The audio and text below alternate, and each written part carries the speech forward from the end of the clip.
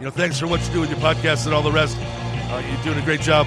Hope everybody keeps tuning in. You get a lot of good info, a lot of insights, understandings of how to get strong, how to stay strong, how to use your strength. You do a great job, dude. You make things better than they are in real life, I think. If you don't follow Massenomics, y'all do it. Social media, website, everything. Massenomics.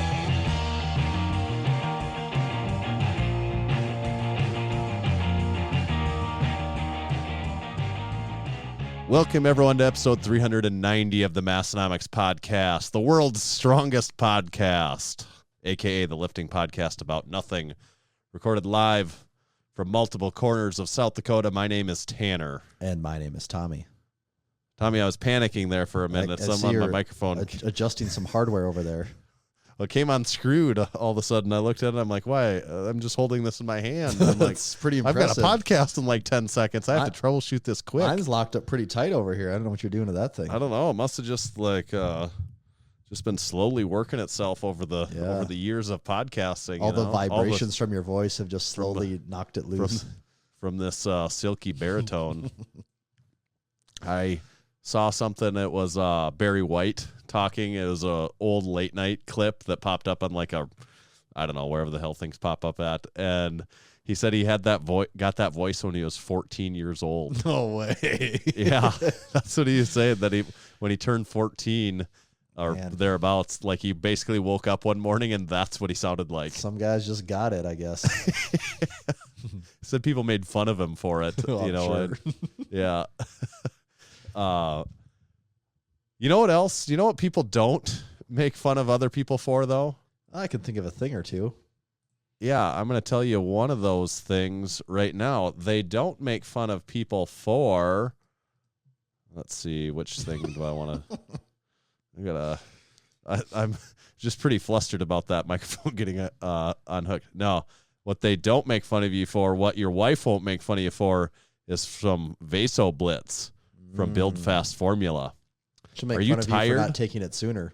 That's true. That is true. Are you tired of supplements that just don't work? You take them, you wait a few minutes, maybe an hour or two, and what do you get? Absolutely jack diddly squat. Most supplements are underdosed, contain fillers, cost-cutting compounds, and proprietary blends, which all confuse an inconvenient truth. They just don't work. Maybe it's not your fault that you keep bombing PR attempts. Maybe your supplements stink. Well, thankfully, thank God, our fellow South Dakotans, leave it to a South Dakotan, at Build Fast Formula are making high-quality product formulas that contain clinically dosed, research-backed compounds with no unnecessary fillers, so you can build towards your goals faster and finally feel a difference in the gym. Here's the best part. Listen to this part. Massenomics listeners can snag their first order for 10% off at buildfastformula.com by using discount code Massenomics when you check out. That's Massenomics. And you can actually double that up, get an additional 10% off when you sign up for a subscription. If you can make a subscription out of those supplements, then you'd be getting 20% off. So check it out. Check out Vaso Blitz. Discount code Massenomics, 10% off. And today's show is also brought to you by Barefoot Shoes and the Massenomics collaboration that you've all been waiting for, the Ursanomics. A genetic splicing of suede and canvas, something that's never been seen before. This bomb-ass shoe is coming out shortly here, Tanner. At the time of recording, this is September 20th. This will come out, September 24th, 5th-ish, which means that we're only a few short weeks away from the actual release of this shoe. It's been... This shoe right here. Almost years in the making, you could say. What's felt like years in the making. And you're going to want to take advantage of this. It's the first ever shoe put out by Barefoot that combines suede and canvas. It's got two-tone, red and black. It's got the Massenomics logo. It's got the Massenomics MSS NMX abbreviation on the back. It's got the Barefoot logo, and they look sick. You can pick up a pair for yourself at www.barefoot.store, and you do not want to wait any longer because there was only 250 pairs total available. That number is significantly smaller right now. Several sizes are out of stock, and many are very, very low on stock. like less than 2.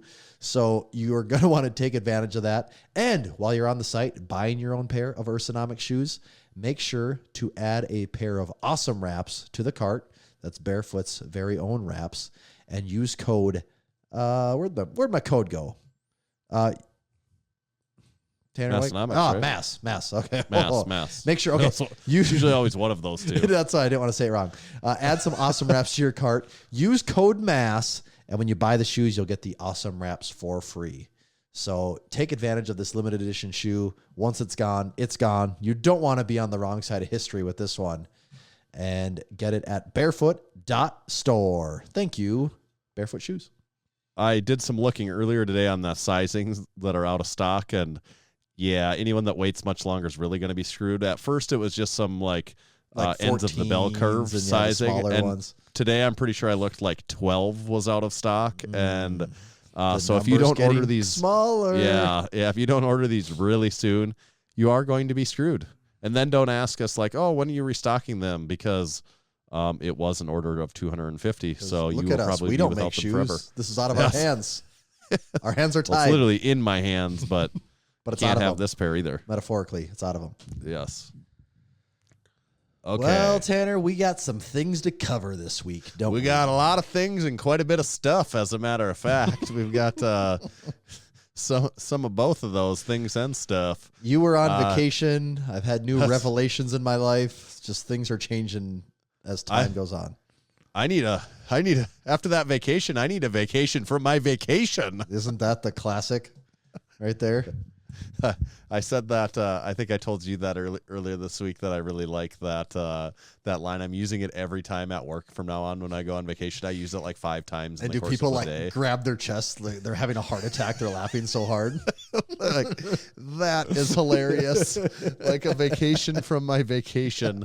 What middle class fancy. What a middle class problems to be so like, much. I need a vacation from my vacation. You know, when I was younger, every vacation I would need a vacation from because I would just be so incredibly hungover that getting back to the real world was the day after vacation was one of the worst days of the month always when Yes. that would happen. But now my vacations aren't quite so hardcore. Yeah, I did. In some ways, I can say that I did. I don't mind. I don't need a vacation from my vacation, but I don't. What I always say, what I tell the kids and everyone, this is another one of those things I say every time we go. But this I do feel is true. I'm like, oh, vacations are awesome. I always like when we go somewhere. But then every time when we get home, I always say, but there's not much better than when you get back home after being gone. Like And nothing it's not feels even much being better back when you home. walk. It's sleeping Yeah. in your own bed is just Sleeping in your own bed, and I like having my own food because we don't eat out that much. So if I have to eat out for like mini meals in a row, it I gets start old. to be like, It gets to be a lot, especially with kids too. It's always a huge yeah. ordeal. Absolutely. Yeah, getting back in that home bed it's tough to beat. And then I'm after, you know, it's the sleep. Like when we're sleeping, you know, our family of almost 6 here in like one room places.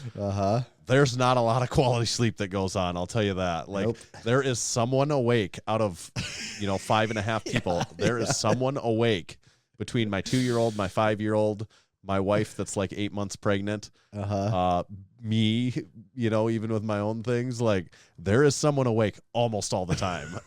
Yep. Which usually means they're waking. They're also in the process of waking someone else up too. You know, it's just a constant relay of, oh, your turn to be awake for 10 minutes. Yes. We did have a lot of fun on vacation, but that being said, I still always like the feeling of coming home. There's nothing quite that beats the feeling of.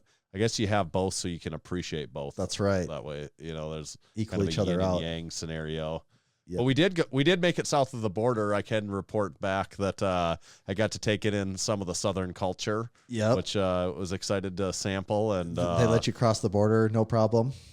yeah, I had to have the passports for everyone, and it's actually interestingly enough, it was, I would say at least marginally, it was exponentially easier to go across the border into Canada. Not actually exponentially, it's just marginally easier. Wait, to go. so is this one of those exponentiallys that's real, or No, just this is where I exaggerate by saying exponentially. No, but there was very little questioning on the way in by the Canadian border fella, but quite a bit from the American on the way back. And I'm just thinking, what, are you not going to let us come home? Like, I mean, we live there. I promise you, we're going home today. I've seen these passports before. These are fake ones.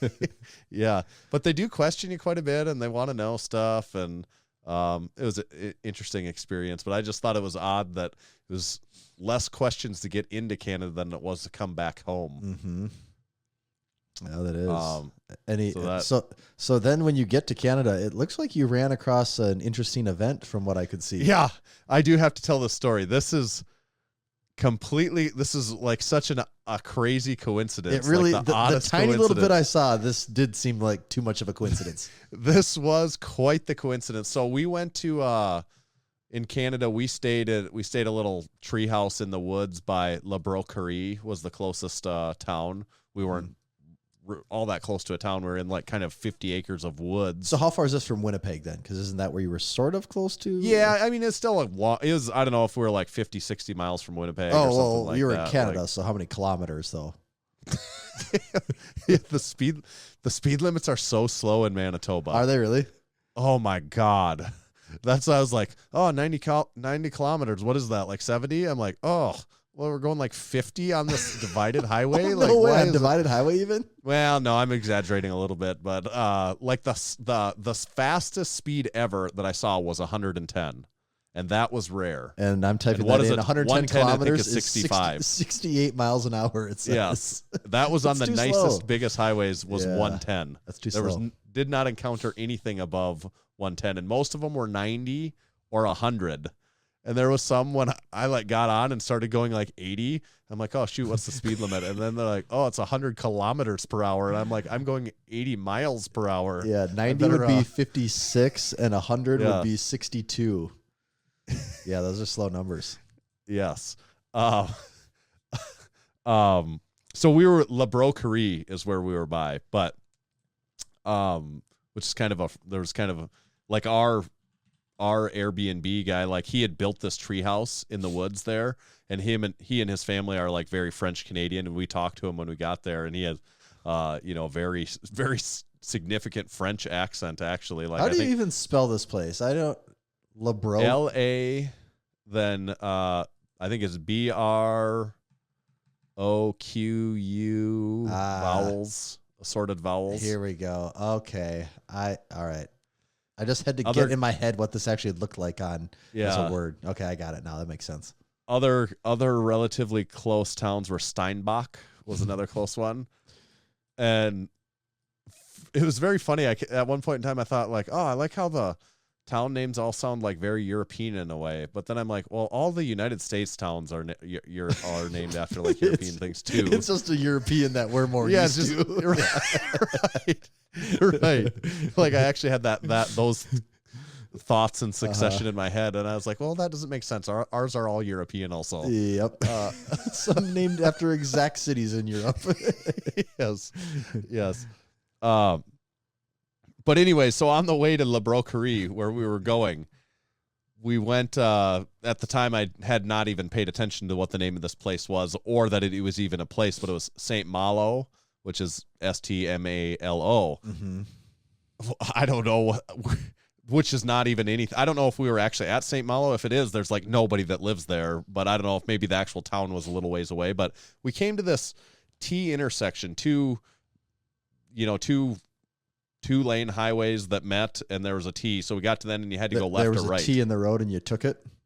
I took the road less traveled by, but came to the T, and we had to go left or right. And right on the other side of the T, there was a little shop.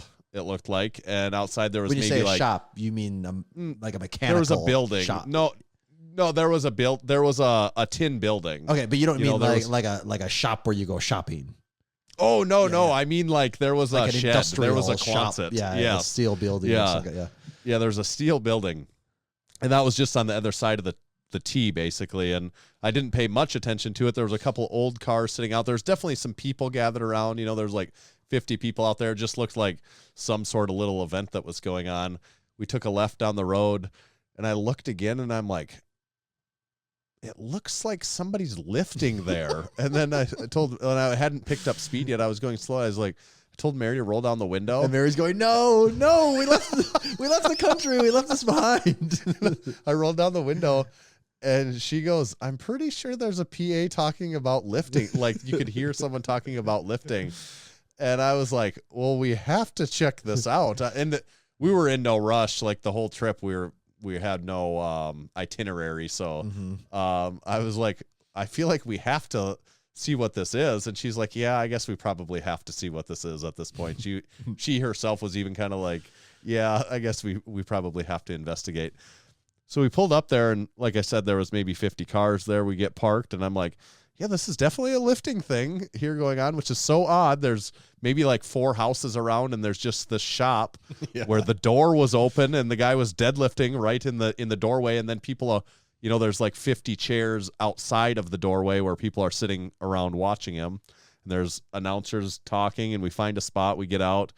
There's like a little bounce house, and there's face painting station for kids and stuff like that. And I find out it's what it was Deadlift for Dreams. So it was like a fundraising deadlift event. The name of this gym, this was in a gym technically, I guess is, they're just deadlifting right inside the shop door of the gym. And it was in St. Malo. It was Training Grounds Gym was the name of the gym. And I got to look, and I'm like, this gym looks pretty sweet. Like I couldn't really see that much in it, but I'm like, this looks like a legit gym. And like, as we're parking and getting out and I'm realizing what this is, for a split second, I had this thought in my head. I'm like, oh, maybe this is maybe it's a bunch of CrossFitters that are, they're doing a deadlift event, and it's like good for them. They're raising money. Yeah, they're raising money, so that'll be cool. But they're probably going to be deadlifting like 300, 400. Maybe there's someone there that deadlifts 500 pounds. And I'm like, oh, my training's been going good. I wonder, maybe I could just hop. I'm pretty sure I could just go like warm up in literally 5 minutes and pull like 600 pounds right now is kind of where I'm at. So I'm like, maybe I should go do that. Like my stuff's starting to get better. I think I could pull 600 pounds almost on a whim, now. And I'm like, maybe that would mean something here, And that's one thought I had. The other thought, I'm like, oh, I wonder if anyone here will know what Massenomics is, like depending on what I'm like, if it's like a CrossFit thing, well, no, they won't. Yeah. Obviously. But so then I get out, and there's people deadlifting like in the middle of a flight, and like the first lift I see is like 650 pounds. And then the second is like 675. And then I catch that they're on their first attempts. And the third one I see is 707 on their first attempt. And I'm like, yeah, my deadlifting services will not be needed. Yeah, I got nothing to prove here. Carry on. I'm like, oh, turns out you guys know what you're doing here. You're good. Looks like you guys got it covered. You will not be needing my help today. But there was some really strong people there, and it was this deadlifting, like I said, Deadlift for Dreams. Turns out they had raised like $57,000, and it's almost like what is it, like Make-A-Wish? It kind of reminded me of that. Something like that, yeah. Yeah, because they said that it's like kids that, whatever, maybe they have cancer or getting the sick kids, then they get like have a wish that they want to do, and so they raised like $57,000 for this one kid. That's awesome. Kid's wish or whatever. So that's pretty crazy. Pretty cool. But yeah, the one guy, I didn't stick around for all of it. I just took a couple videos and got out of there. There was one person that said something. I was wearing the Massenomics Working Hard pocket tee, and one person said something about that. But otherwise, I kind of felt like nobody really maybe noticed or knew what Massenomics was, which didn't surprise me. I just thought it's possible somebody there might. But then I took a couple videos and I posted those later.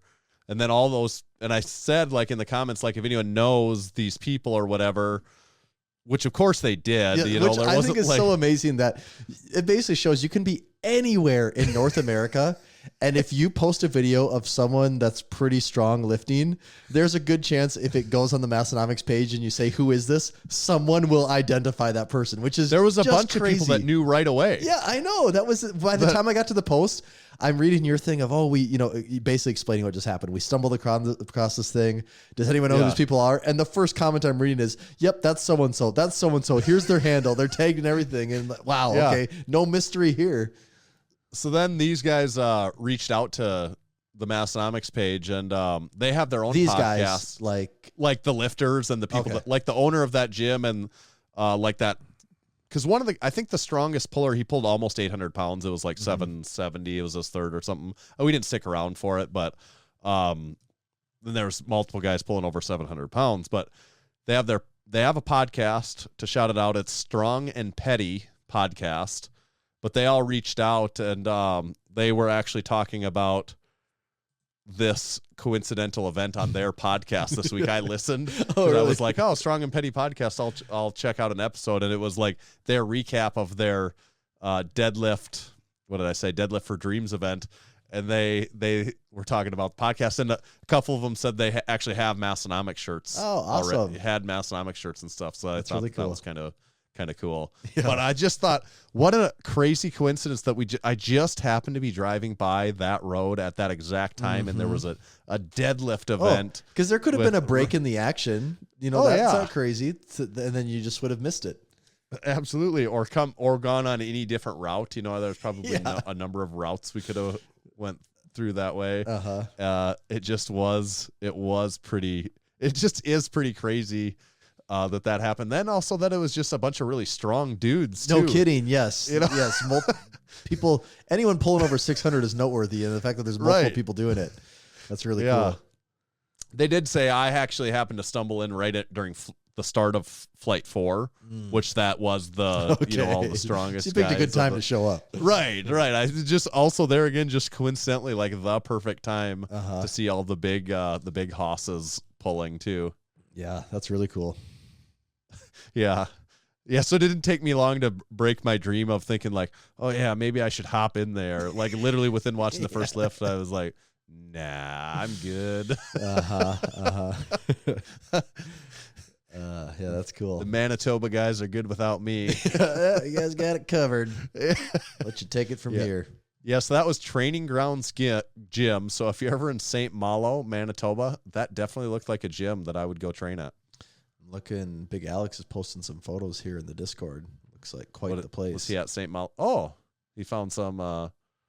They probably do need a drink spotter light. Maybe we should send them one as a thanks for their hospitality. Yeah. It did look like a really good gym, though, actually, just from what I could peek in through the door. It does. Yeah, it looks like a fun place. Yeah. And anything else noteworthy? Yeah, my other... I could talk about the same stuff if anyone goes on a trip, but I had a couple what I would call like Massenomics worthy notes of Canada. One was the speed limits.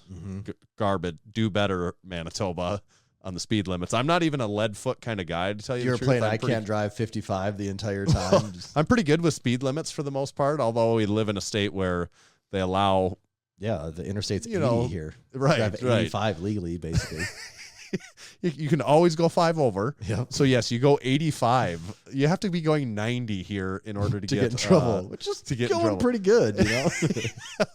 Not that long ago, a lot of vehicles wouldn't comfortably go 90. It is actually shocking though. Now being in the eastern southeast part of the state, I spend a lot more time on the interstate when I'm making trips around than what I used to.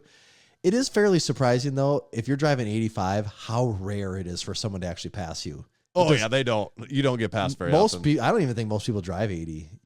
I don't think a lot don't either, but it's nice that you can if you want to. Oh yeah, no, it's great. It's great. But that is the thing that's kind of amazing is you think, oh, well, we have it the speed limit's 80, everyone's going to drive 90. No, most people probably drive 75 or slower still. If you go like a little over 80, you really don't. Yeah, it's really rare to even get past 80. And if you do, it's usually by someone going 110. Yes. Where you're like, holy crap, that person must be flying. Yep. Yeah. Even if you have your cruise set right at 80, you still are typically the fastest one in traffic. Yeah. We ate at a barbecue joint I think that was in Steinbach. It was called Big Smoke. And oh my God, was it good? And so I had this moment when I was looking at the menu on the pricing, and this is my couple of Massenomics notes, and I forgot about the conversion. So I was just looking at the pricing, and I'm like, the really big meat platter thing was like with multiple sides and all the shit. It was like $30 or 28. And I'm like, yeah, it's kind of expensive, but you are getting a lot with this. And if it's good, this is going to be worth it. So that I was getting that. And my wife was telling, she was looking at the prices, and she was repeating them back to me in the converted price. And I was like, what are you talking about? $20? Like, this is like $30. Why are you saying this is 20? And I'm like, oh yeah, it's like, Yeah, so $20 is all, huh? yeah, it was like $19. That's for pretty this damn like, cheap. yeah. And so actually the pricing on stuff was pretty good on the conversion. You were living like a king. You had to visit they're across the border, and your money's just worth so much. their gas in liters. Yep, that's throw me weird. off Yeah, a little bit. yeah. Throw me off.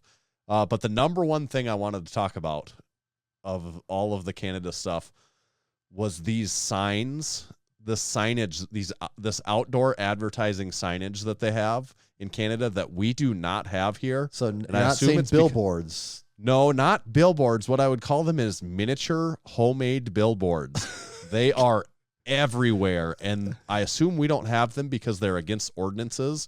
Because to me, they look like dog shit. So can I see this somehow? trash. Like What they are is I don't know if someone listening live will explain better than I, but they're the size of a couple of sheets of plywood usually. So maybe they're I would say 10 by 10 ish. They are not high in the air. They're just sitting on like homemade stands on the ground. So they're usually like 2 foot off the ground. Okay. And about 10 foot high tops. They're all the same too. So it's like this common thread. They're all the same. They all have a completely black background. And then they have, I swear to God, it looks like if you made a science fair project and you cut out the letters all out of either neon green, neon yellow, or neon orange. Just the most obnoxious thing possible. Yeah, all the like the safety neon colors. And it's for every business like in every town. Oh, they're these. actually advertising businesses. Oh yeah, they're advertising. That's what. Yeah, they're all I didn't advertising. know if these were, because what you're saying, it reminds me of around when it gets to be political season around here, and you see all the farmers out in the country have their homemade billboards that are just a couple 4x8 sheets.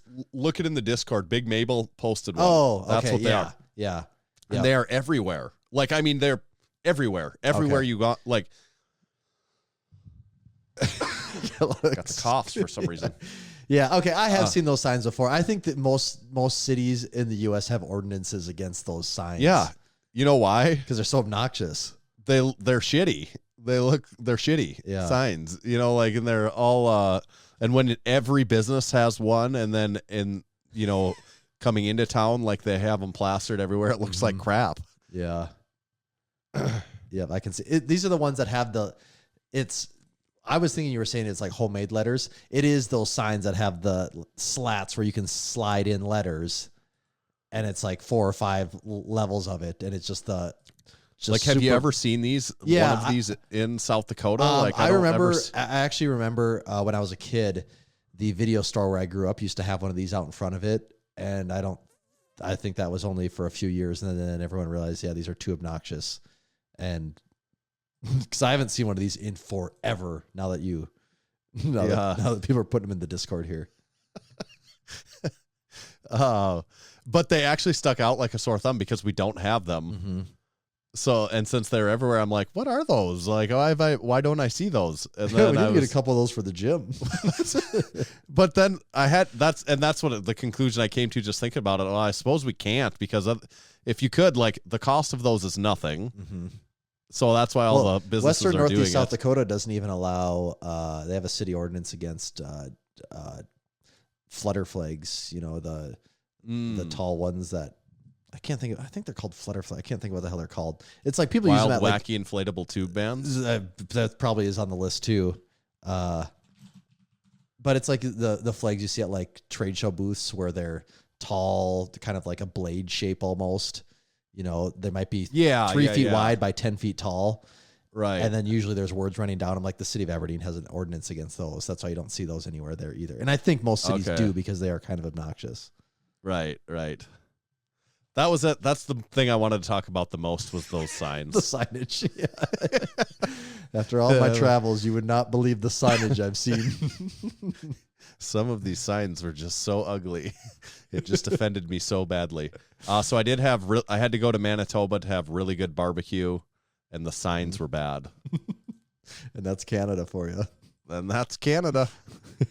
Well, it sounds pretty And there were magical. some really strong people deadlifting in a gym on the side of a road. Yeah. Which, of course, right? Why Maybe not? we should get into a can segment We before should. I I'm cough very thirsty. myself to death. Yeah.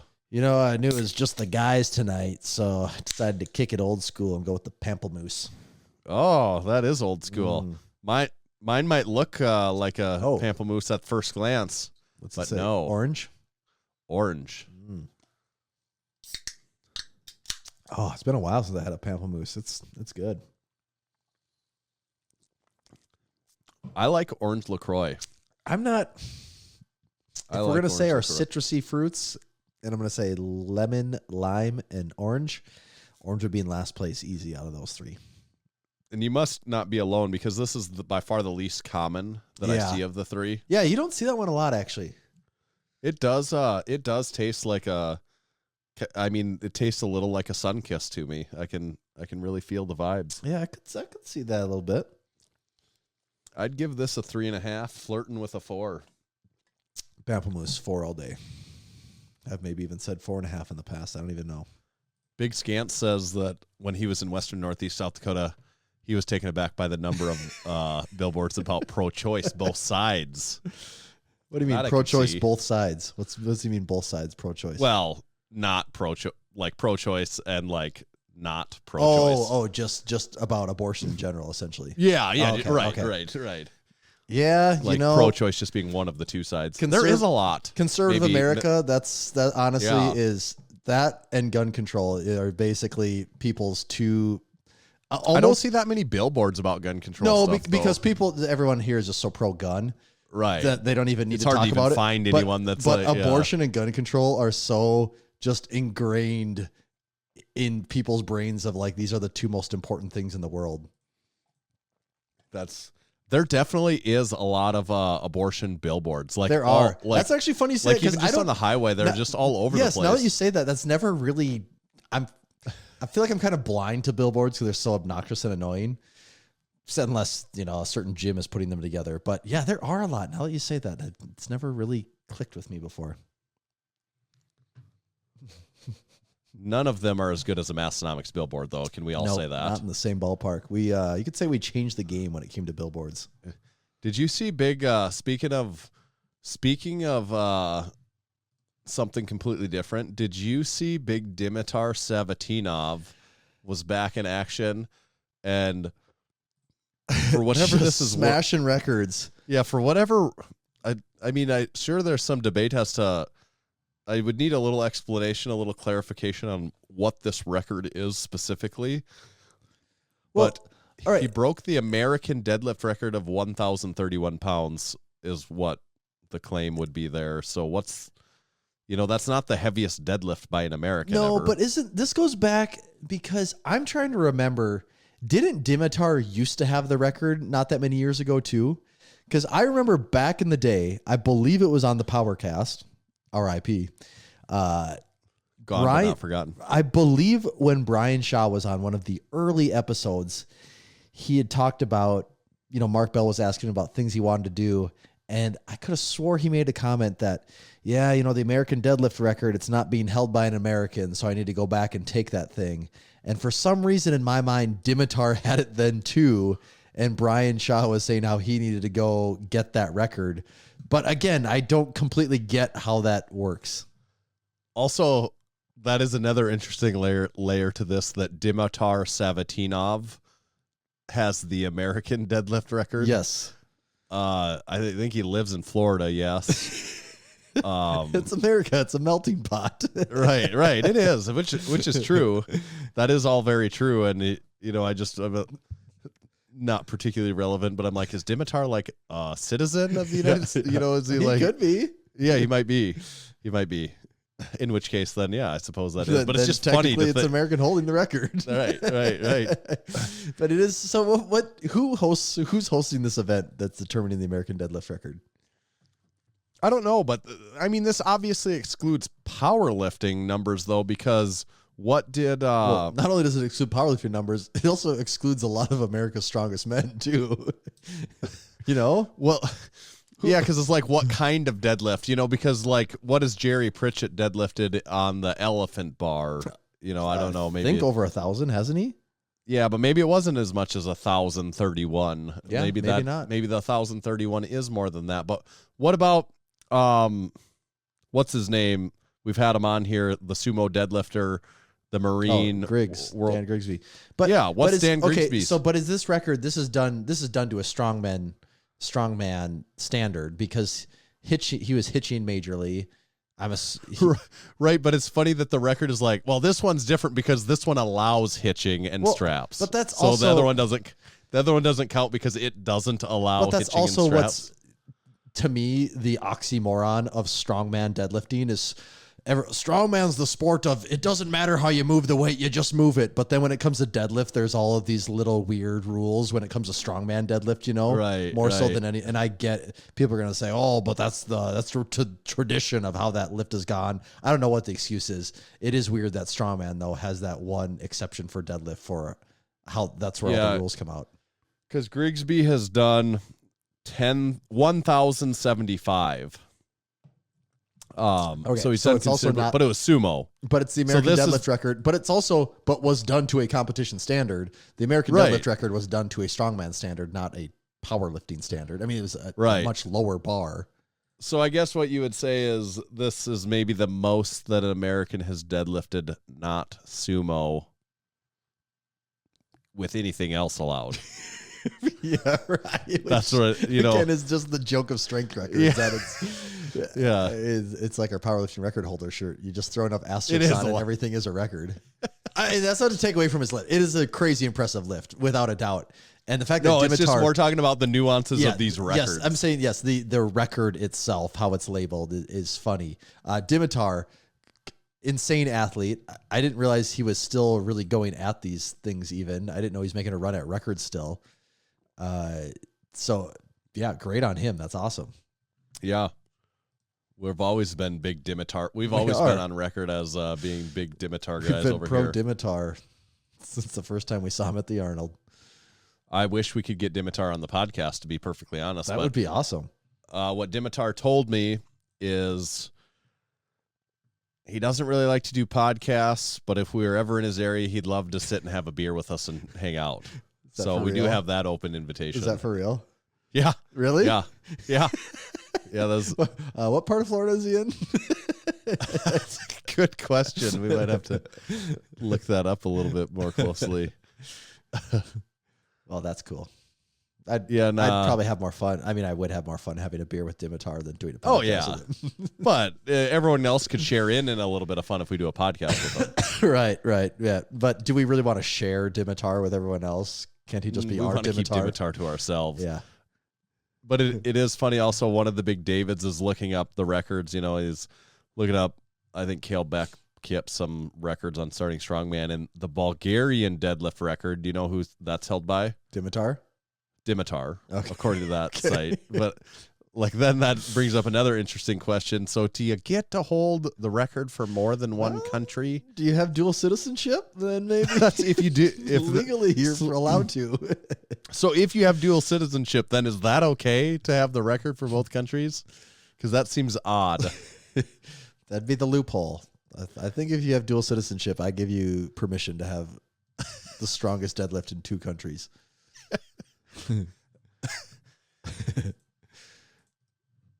Which leads us into Sam Sulek Watch Update 2023. Dude, it is, so he's over 1 million subscribers now.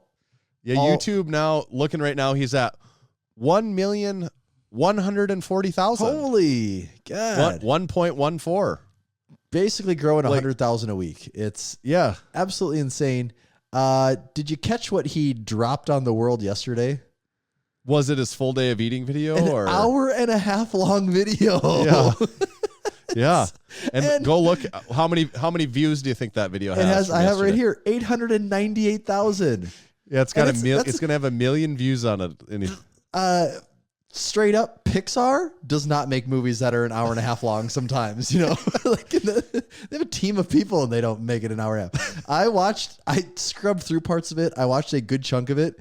And man, like that guy in a day for sure, and I'm jealous, gets to spend more time related to gym activities than I do in an entire week. You know, between the eating. Well, he's 21 and has, you know. And it goes back to the thing of, is there a better compliment to lifting than being in school? Is that the best? Oh, no. Is that the best? No, I think actually it's on the table talk with, there's a table talk with Coach Greg. Why am I? Knuckles, Panora. Greg Knuckles, yes, Greg Knuckles. God, with Greg Knuckles, and he's talking about how much his squat blew up like 200 and some pounds over the course of like, I don't know, a year or two in college. And he goes, really, it is the perfect environment for lifting. You just eat all day, and when you're not, and then lift, and when you're not eating and lifting, you just study and then sleep. And I think he was saying how he'd sleep a lot of nights, like 12 plus hours. And he goes, and you're just in the perfect state to lift. And that is the truth. I mean, school is, it's a lifting environment. Oh, it's hilarious. I love it. You know, running the gym, I hear a lot of unsolicited excuses of why people don't show up to the gym, because when they see me there, when they haven't seen me in a long time, people feel like they I do not ask, but people feel like they have to tell me why they haven't been there. I never ask. I got to get out in front of this one before Tanner calls me out. I never ask, and I never would, unless it's like one of my best buddies that I'm like gonna bust Larry's balls. Larry shows like, up. Where the hell have you been? Were you purse shopping again, Larry? The joke is, you know, he's been working 90 hours, and he's the last time he's at the gym was literally the last time he had free time. Right. But the number of you know, students that we've had that I know basically don't have like even a part-time job. That are just students, and they'll tell me that it's just been crazy with school, so they haven't been able to get to the gym. Yeah. I'm like, dude, you don't even know. I'm not going to go into it, but like, you might as well just stop going to the gym now, because you are not ever going to be able to make yourself come once you have a career, family, a partner. Like, don't even get me started on kids. That is the biggest game changer that you come across as far as being able to continue to go to the gym, is once you have kids. Like, if you like, that weeds out a lot of people once that's like probably, you know, getting a girlfriend or then maybe even getting married. Those are two pivotal points that start to weed people out. Having a kid, I think, is the ultimate weeder that I've come across over the year. That 100% is the kid one. If you can, and even then, it's not the first 3 months. Like, oh, I'm really doing this. It's not so bad. It's like, no. Give it like a year, 2 years. Wait till that second kid comes. Then you're really in the thick of it. You're really fighting for your life then. Yeah. And I don't even have 3 or 4. So Tanner, I that might be actually the case of where it actually is exponential, Tanner. I don't know. I mean, like the jokes aside, it is all just like, people can still go to you just might literally not get to watch television anymore. Like, if you're like, I either want to go to the gym, I might have to do it at a shitty time. Well, when I think about when I was in college, and I think like, oh, I was really busy. This was a crazy week. What was busy then is like my Monday morning, you know, like, this was a crazy day. Awesome. It's like, oh man, today was so crazy. It's like, no, I took care of that in 3 hours today, you know? Right.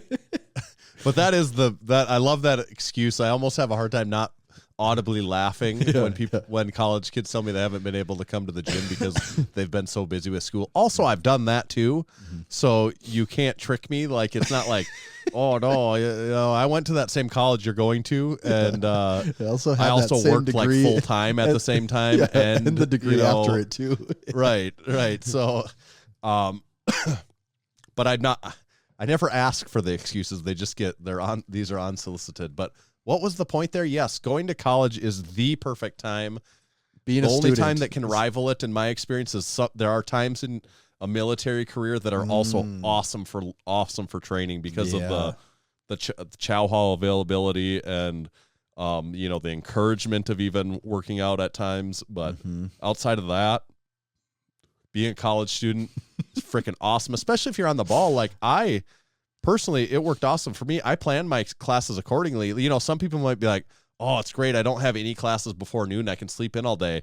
My goal was every day have classes done by noon. So that meant I got to go to the gym from like noon and then I didn't start working until 4. So it's like I have like noon to 4 every day when I can go to the gym, eat, sit Just around, take my like sweet time. right. Right. But but I started class at like 8 a.m. and had class until noon every day,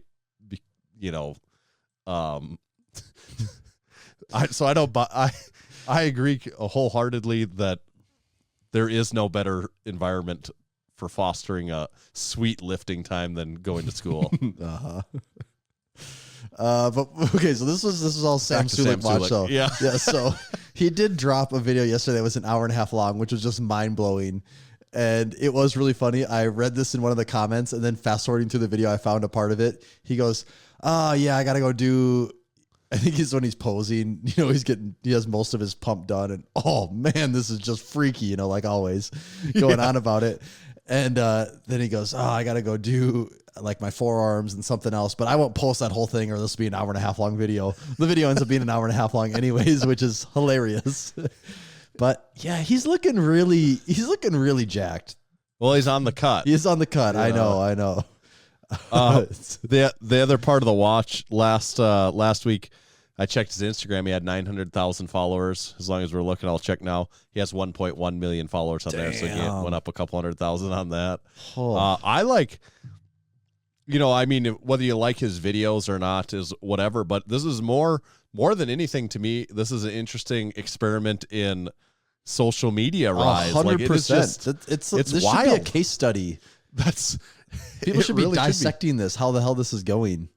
This is far exceeding being interesting for fitness YouTube. Like this is interesting for like YouTube.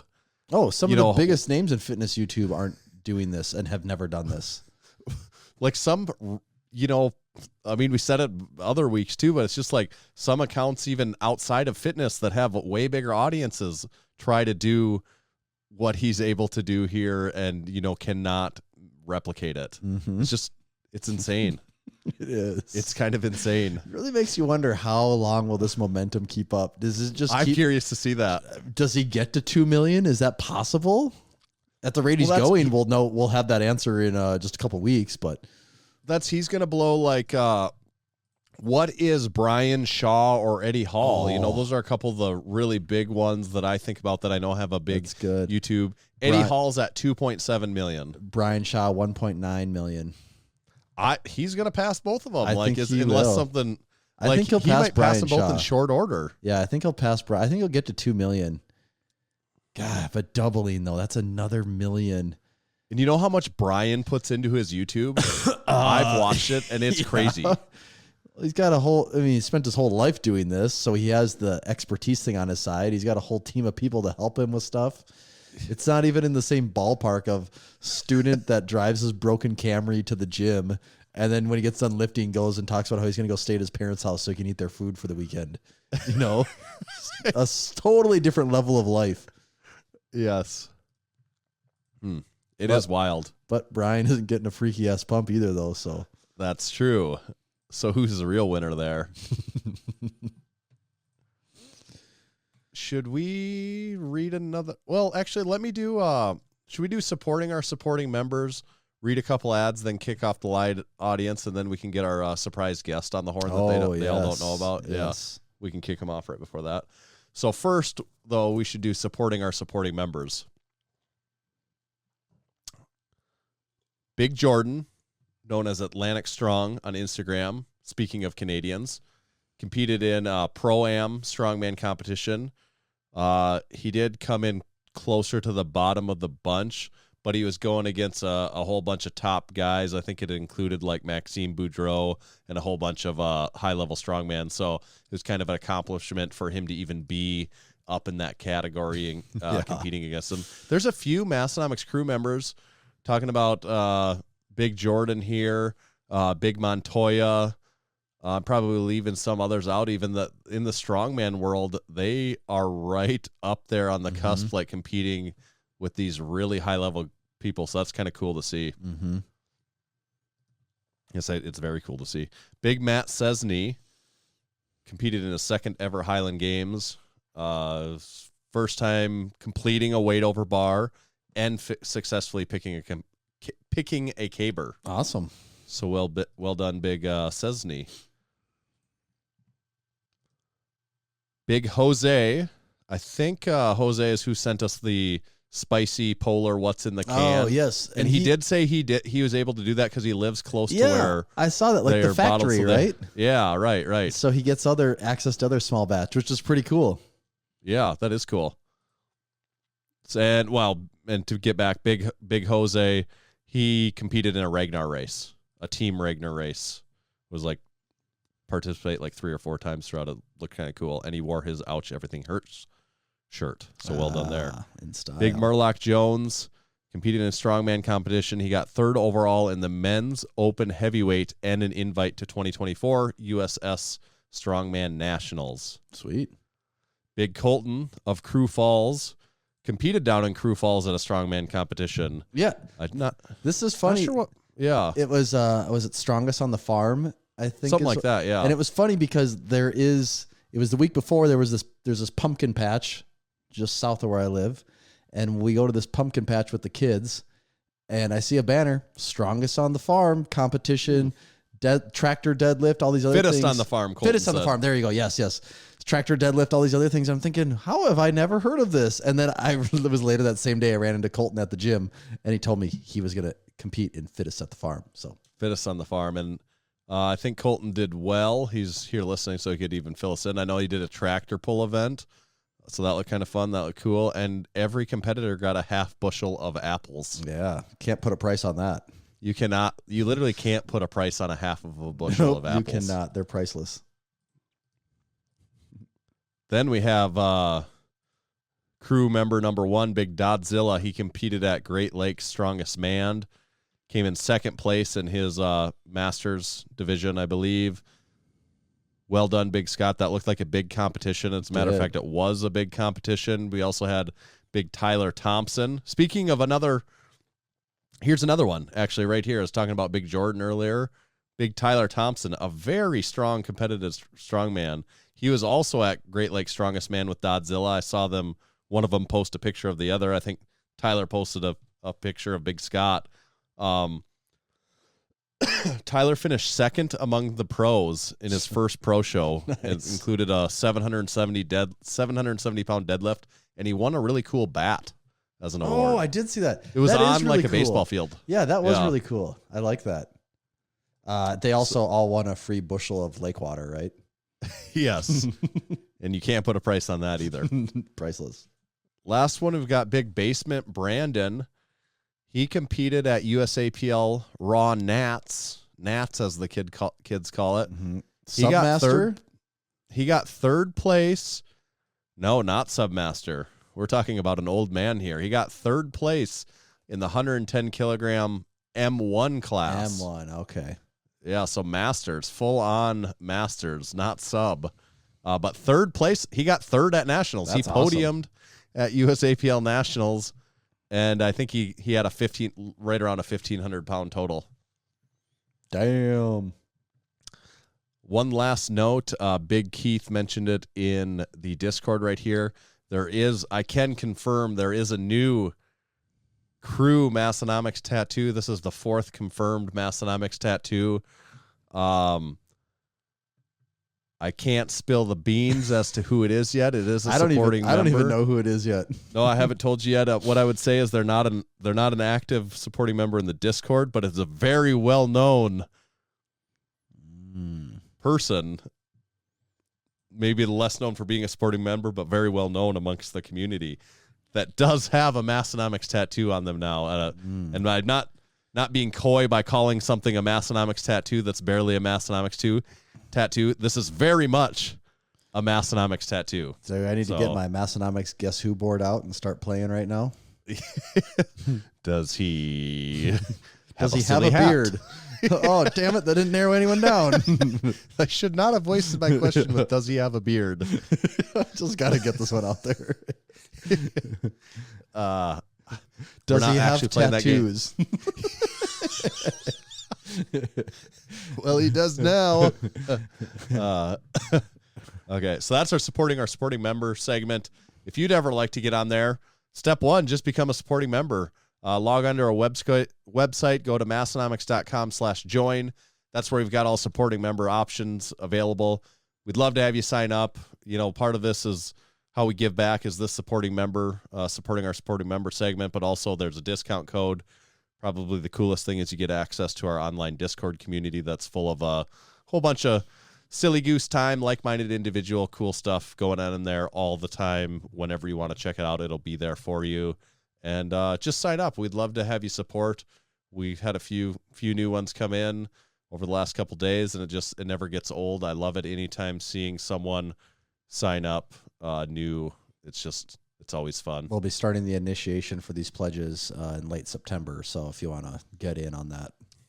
And we do we do also do these like occasional free, I mean, it's not free. It's like a part of your membership. We do these kind of, I mean, at least I think cool giveaway, like Member gifts for only crew people. The last one was what was the last one that we did? It wasn't the patch. It wasn't the bill. card. It was, it is everyone got an actual $2 Jefferson bill, and there's a letter and some exclusive other exclusive stickers and stuff in there. So those won't be the last of those. We've kind of started to put wheels in motion on what the next one will be.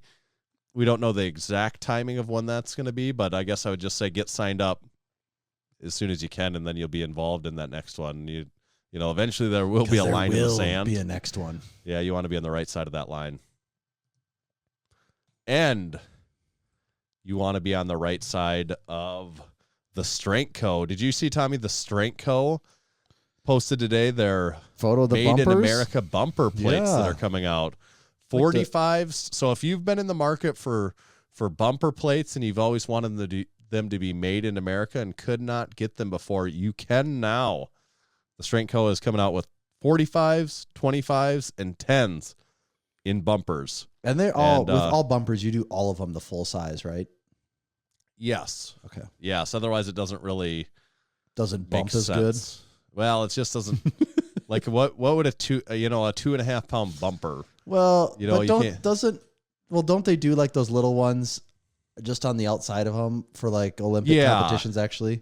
But I don't know what those are even made out of though. If those also are the Olympic same, plates though aren't really bumpers in the same way as these. Not what either. Your average bumpers are in the CrossFit gym. Yeah, these are a little. Yeah, those ones are a little different, but like those competition calibrated Olympic bumpers. Those are a different animal. Right. So yeah, check out the new bumpers, and of course, are you worried? Is the Strenco going to stop making what they've come to be known and loved for? They're made in America, black E-coated, smooth, easy to grip iron plates, the best iron plates in the game. No, they're not going to stop with the iron plates. Iron plates are still their bread and butter. This is just like a little bit of jam. Like if you want, maybe if someone loves bread and butter, it's their go-to, but then they just want like a little jam on top occasionally. Now they got the bumper plates. They got that. For our British listeners, the iron plates are the beans and toast. Oh, I was going to say the regular plates are the toast. These are the beans for the toast. But I almost think the iron plates are still the beans and toast. Yeah. Like the bumpers would just whatever. What would those weird British people have? Like would be maybe like Vegemite or something. Yeah, it might be something disgusting. What else? What other disgusting things do they like? Is one of the Davids on that he could fill us in? What disgusting things do you guys eat? Black pudding. Puddings. Yeah. Of course, the bumper plates are the black pudding. Pudding that's like not really pudding. It even sounds just unappetizing. Like, yeah. And for our British Canadian cuisine. listeners, I know we got a few Canadian. What? So the iron plates are the Strenco iron plates are the poutine, or maybe the pancakes and syrup. One of those two. And the bumper plates. Bumper plates are those stupid or those signs on the side of the road. Signs. Or maybe the bumper plates. No, because I don't want to shit on the bumper plates. They're not the signs. Yeah, the bumper plates are like the full the ketchup chips or the full dress chips, whatever they are. Where you go, they're still. I don't know. Am I supposed to like these? Because I kind of do for some reason. Yeah, that's a good analogy for the bumper plates. You're like, I didn't know I needed these, surprises but now me I how see much them, I I'm like these actually. Yeah, I guess I do need the bumper plates also. All dressed. There you go. All dressed chips. All dressed. Yeah. When you're like, yeah, all right, all dressed chips. I think I'm good with what I have here. And they're like, well, try these all dressed chips. All right. Maybe there's something going on. Maybe I am interested now. That is like the bumper plates. I like the Canadian reference better than the British one because the British stuff all sounds gross, and I don't want to say I don't want to make the bumper plate sound bad. Like black pudding. Like that's code for like mold. Like, why can't it just be chocolate pudding, something that tastes good? All right, is that the end of the Strenco ad? Yes. All right. Okay, I didn't want to cut you off. End ad. I didn't want you to stop your brainstorming analogy session short. Today's episode is also brought to you by Swisslink. In 1995, Maurice Big Mo Huffman founded Swisslink with the mission to bring authentic Swiss Army goods to the United States into the hands of those yearning for quality gear at uncompromised prices. Now, for nearly 3 decades, Big Mo has been traveling far and wide in search of the best items from military forces around the world. Big Mo doesn't only find authentic military clothing for Swisslink, he brings in everything you can imagine from Swiss bayonets to Czech microscopes. Swisslink.com is also home to the Swisslink Classic Wool Blankets. They're an ideal mix of 80% wool and 20% recycled fibers. It's that special blend that provides a soft, luxurious feel while maintaining all the benefits of wool. Wish you could wear your wool blanket year-round? Well, now you can with the Swisslink Classic Wool Pants. That's right, pants made of wool. Swisslink's exceptional collection and dedication to quality customer service distinguishes them from the rest. Enjoy a 15% discount on your next purchase at swisslink.com by entering code MASS at checkout. That's MASS at swisslink.com, and that'll save you 15%. Thank you, Swisslink. Tanner, just a little brainstorming here while I was reading that ad. It's kind of related to the ads. Wool pants related? Or? Not quite. Kind of related to the ad, so I wasn't totally cheating, but business idea, Canada link, and we just sell Canadian goods. Oh, Canadian link, kind of like Swisslink, kind of like Swisslink, except it'll be but Canada link, not we'll like sell, Swisslink. Wink, we'll wink. sell like letters for these giant black signs. We'll sell letters cut out of construction paper in art class, neon colors, and they'll go on there. And then we'll also have all dressed chips. That'll be the 2 products that start the store. I think you're onto something. Somebody selling those letters for those signs is making a killing. Oh yeah, can't cost much. Those are the real. That's the real winner in that whole sign pyramid scheme they got going on there. It's the people selling those letters. Mm-hmm. All right, am I supposed to kick everyone off now? Yeah, we better. So we don't. Okay. We got a surprise guest that we don't want them to know about. So don't want to spill the beans, you could say. No, in these we don't want to spill the beans. We've got toast to put these beans on. So remind me again, what is when Brits eat beans on toast? So it's, so we'll say it's toasted white bread. I don't know if it's white bread. Or it's probably something grosser than white bread. It's probably not even toast. Also, it's probably just, well, that's what I mean. Is it? Are we talking toast? I don't talking know. Toasted bread. I honestly, I think we've looked this up before, but I do not rember.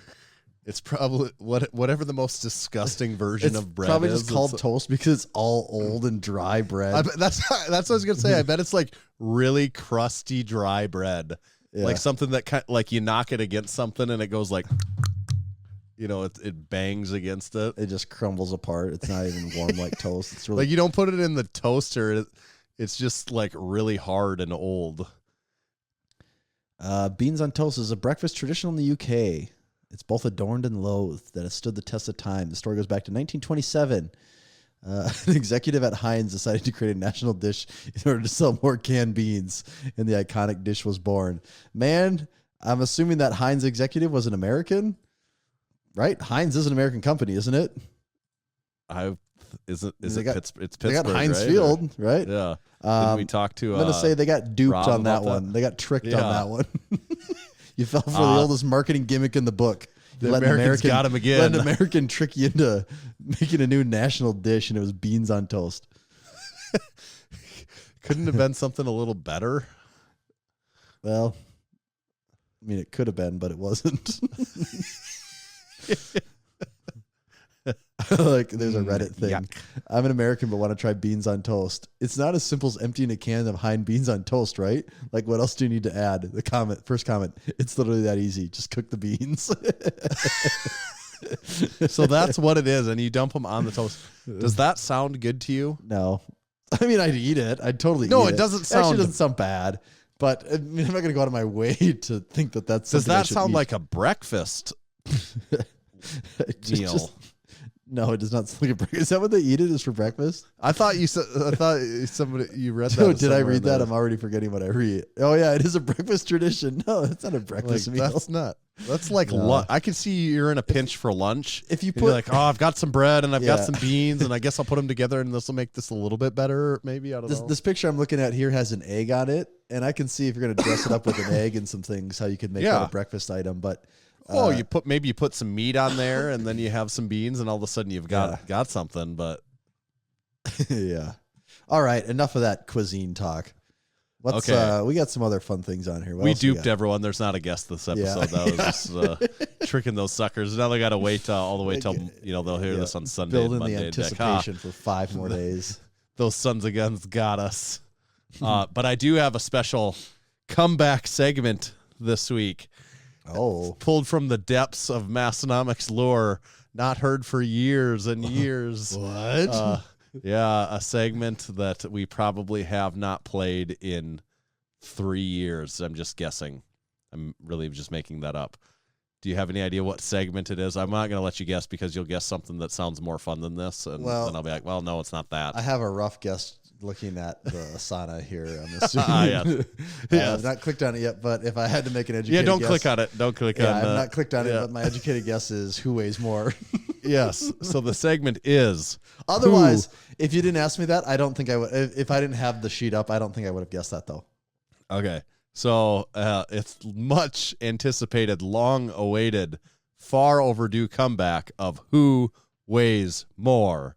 Sometimes called what weighs more, depending on if it's people or objects. Mm-hmm. Sometimes it's objects versus people, and then it's who/what weighs more. A real mental exercise. A real. So anyone that doesn't remember, we used to play this game. A lot of times we use lifters and compare them to other things, and Tommy has to decide if his best educated guess at what or who weighs more. It kind of ties into that meme of Americans will literally use anything to not use the metric system. You just had a post is like very- that this week. Yes. As wide as 5 chicken bakes or whatever. Yes, yes. I should have used chicken bakes in this, actually. So that's something to think about in the future. Okay. All right. So what weighs more? Dimitar's deadlift record Mhm. or a male wild yak? 1031 or a male wild yak. All right. In my mind, a yak is similar to a deer or something like that, or a gazelle. No, a yak's more like a bull, isn't it?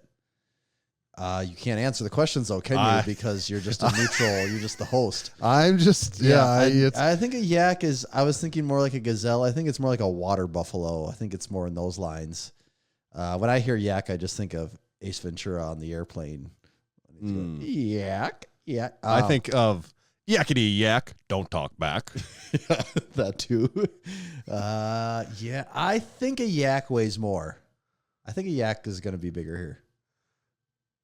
And you are correct. A yak weighs, presumably, there's a lot of different yaks out there, so you have to make some assumptions on this, but a full grown male wild yak can get up to, if not exceed 2,000 pounds. Oh, yeah. So, All right. yeah. All right. That makes sense. I thought it was in to trick you there at first when you're on the deer. Yeah. Thought I'm thinking, process, because yeah. I'm thinking, that can't be more than a few hundred pounds, but that's Yeah. way too much of a softball he's giving me there. There's got to be something more to it. Right. Get the right animal. Okay, so next one up here, and I I guess it would have made more sense if we would have talked more about USAPL Nationals first before this one, but that's all right. We'll talk about that later. Get around to it. Who weighs more, Austin Perkins or who just recently competed at USAPL Nationals, or Danny DeVito? Oh, so I think because before the podcast you'd mentioned Austin Perkins, I believe, broke Taylor Atwood's record, which is 160 something, whatever that weight class is. But Danny DeVito, he's pretty stout. He's very little, but stout. I think I'm going to say Danny DeVito weighs more. Let me see if this will help you at all. Danny DeVito is listed at 4 feet 10 inches tall. Yeah, I think we've talked about this before because that was my guess was going to be 4'11", but I knew it was under 5 feet. I still think Danny DeVito might weigh more. Correct. The best information I could have. I did find conflicting information, but the most recurring or reliable thing I could find is that he weighs about 190 pounds. All right, yeah, I believe and that. Austin Perkins we've got competing at 165. Mm-hmm. That makes sense to me. So you're correct. All right, last one for the sweep. This one's kind of worth all the marbles. You could do a full clean sweep right here. What weighs more, Sam Sulek? Given he's on the cut, and he does put his body weight in the title of every video. Does he really? I actually never paid attention to that. Yeah, like it says, like with the decimal point. Is that cheating if I look right now or not? Nah, I think you can look at that because have I just never paid this close of attention? Yeah. Oh, okay. I don't know why I've never looked at those numbers. I've just read right. Just another humorous thing about his thing, whereas like his title of his video is just like cut date, like 232 point. I'm totally in shock that my brain is just read over that number. I don't know if I was thinking of it as an episode number or something, or if I just blanked it out, but I had no idea that was there. Yeah, 235. And it's usually down to the decimal point too, which is also hilarious. Right. So Sam Sulek or 6 cinder blocks. All right, a cinder block. Okay, so 6. Sam Sulek weighs 230-ish. So 6 cinder blocks would have to be about 40 pounds each. Does a cinder block weigh 40 pounds? God, that is a nice even number for them to weigh. It's been so long since I've lifted a cinder block, though, that I just can't, in my mind, think of how heavy they are. I think Sam Sulek's probably heavier than 6 cinder blocks. And for the clean sweep, you are correct. Sam Sulek is marginally heavier than 6 cinder blocks. A cinder block weighs, you're very close, typically 35 pounds. So 6 of them coming in at 210 pounds. Yeah, just short. Yeah, just shy. Sam Sulek does weigh more than... I mean, unless this cut goes on for a long time. Depending on how crazy, depending on how freaky this cut gets. Yeah. This answer could change. At least for now, Sam Sulek still weighs more than 6 cinder blocks, but not more than 7 cinder blocks. That's the line. 6 is the line. So that was who weighs more. Maybe, I mean, does this become a recurring segment? I guess stick around for future weeks to find out if who weighs more comes back or not. And you'll actually have to stick around for 3 more years just in case it takes a while to come back. It might actually take 3 more years until it comes back.